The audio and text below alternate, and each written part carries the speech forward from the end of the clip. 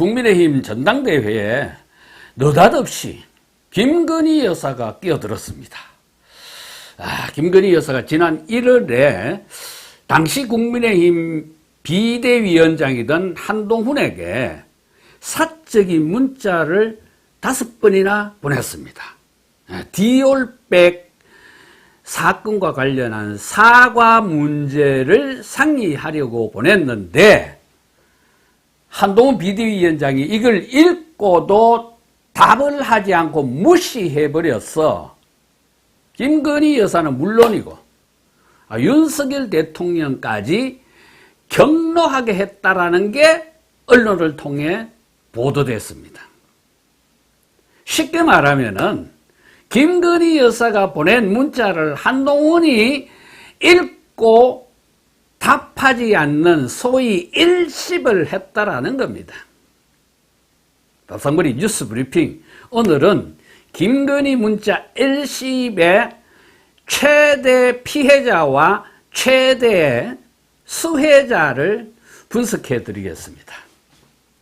자, 이게 이제 보도되자 국민의힘 당대표 후보로 나선 한동훈의 경쟁자들은 일제히 한동훈이 김 여사의 사과 의사를 무시해서 총선에서 졌다 라면서 한동훈의 총선 참패 책임론을 다시 부각시키고 있습니다. 이에 대해서 한동훈은 사적인 대화로 공적인 문제를 상의하는 것은 바람직하지 않았어. 공적인 대화 창구를 통해 김 여사의 사과 필요성을 여러 차례 전달했다라고 반박하고 있습니다. 중요한 것은 여기서 이 김 여사 문자 파동이 전당대회 당대표 선거에서 한동훈에게 불리할 것인가 아니면 유리할 것인가 라는 거 아니겠습니까? 여러분은 어떻게 생각하십니까? 한동훈에게 불리할까요? 유리할까요? 쉽게 생각하면 한동훈에게 분명히 불리할 것처럼 보입니다. 그러나 저는 반대로 한동훈에게 오히려 유리할 걸로 보고 있습니다. 그렇게 생각하는 이유는 두 가지입니다. 자, 먼저 김건희 여사의 문자를 어느 쪽에서 공개를 했겠습니까? 김건희 여사 본인이거나 아니면은 남편인 윤석열 대통령 쪽에서 공개를 했을 겁니다. 만약에 그게 사실이라면은 윤석열 대통령 부부는 국민의힘 당대표 선거에 직접적으로 개입하는 게 분명해집니다. 자, 대통령의 부인이 여당의 비대위원장에게 사적으로 문자를 보낸다? 그 자체가 부끄럽고 올바르지 못한 처사임에도 불구하고 선거를 앞둔 미묘한 시점에 그 내용을 공개를 했다? 이거는 그동안 껄끄러웠던 한동훈에게 불리하게 영향을 미치게 하려는 속셈이 아니라면 도저히 설명이 안 되기 때문입니다.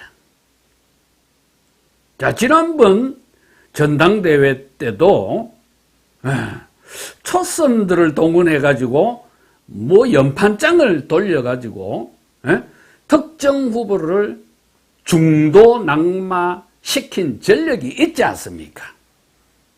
자, 그런데 이번에도 만약에 이런 식으로 당대표 선거에 대통령실이 개입을 한다면은 똑똑하고 현명한 국민의힘 당원들의 역풍이 있을 것이기 때문에 저는 한동훈에게 결코 나쁘지 않다. 그렇게 보는 겁니다. 자, 한동훈에게 오히려 유리할 것이라고 보는 두 번째 이유는 당사자가 김건희 여사이기 때문에 그렇습니다. 김건희 여사는 윤석열 정부의 트러블 메이커입니다. 그런 김건희 여사를 상대할 때 공과 사를 구분해서 냉정하게 거리를 두는 한동훈의 태도는 보수 지지자들로부터 오히려 박수를 받을 일입니다.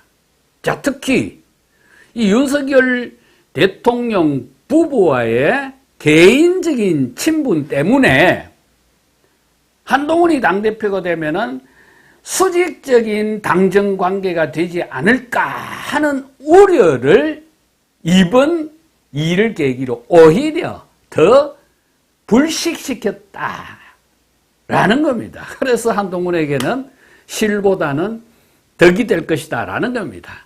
자, 결론적으로 김건희 여사 문자 일시 파동의 최대 피해자는 윤석열 대통령이고 최대 수혜자는 한동훈이 될 것이다 라는 게 저의 생각입니다.